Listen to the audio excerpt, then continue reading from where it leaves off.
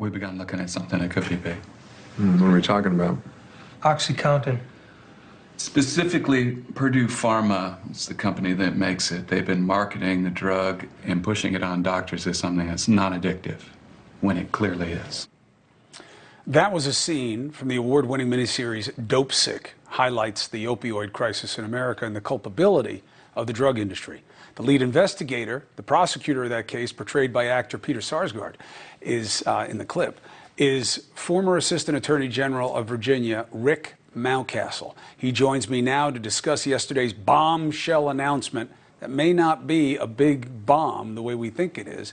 CVS and Walgreens to pay nearly $10 billion to settle lawsuits alleging they mishandled prescriptions of opioid painkillers, ignored the red flags about their addictiveness. It's good to have you, sir, and thank you.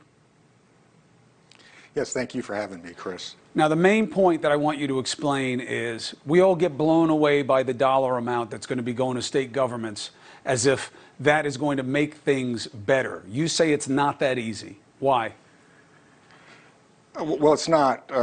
You've got to look at the fine print. So $10 billion, that really looks great in a press release.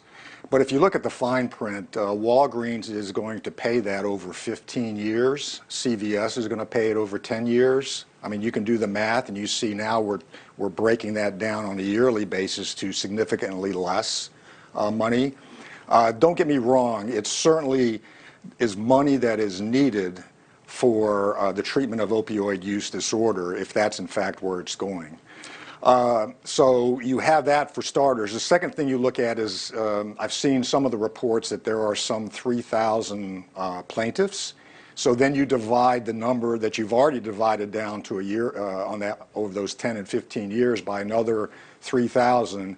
And so that amount of money that then is available to each of those municipalities and states is significantly, significantly less. So you have two considerations. Rick, you have the idea of what are they going to do with the money? You say it has to go into treatment. And we know what happens when governments get cash, unless it's earmarked for only a specific use, you don't know where it goes. The other concern, and the bigger one in my estimation, is does this change the behavior of the companies? What's your take on that? And I submit to you that it does not, based on my years of experience in prosecuting these kinds of cases, in corporate cases. What you're doing is you're fining an entity.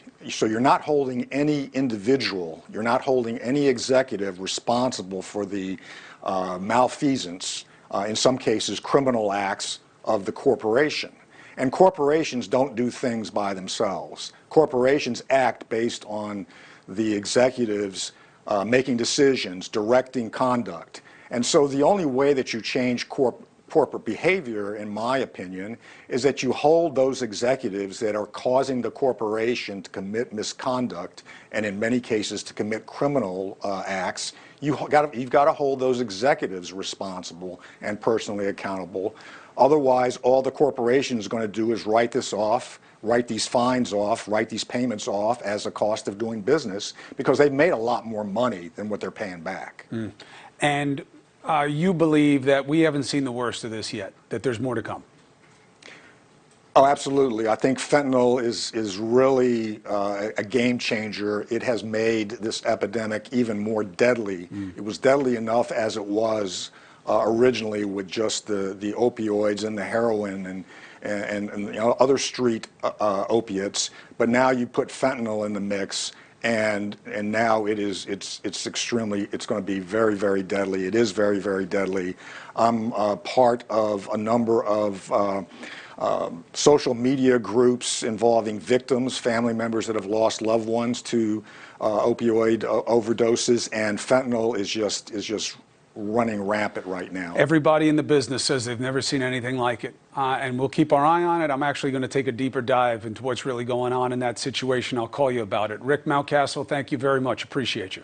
Hey, thank you for watching. Please go to newsnationnow.com, newsnationnow.com, and you can find News Nation on your television provider. And don't forget to click the red subscribe button down below. Then you will get more of News Nation's fact-driven coverage.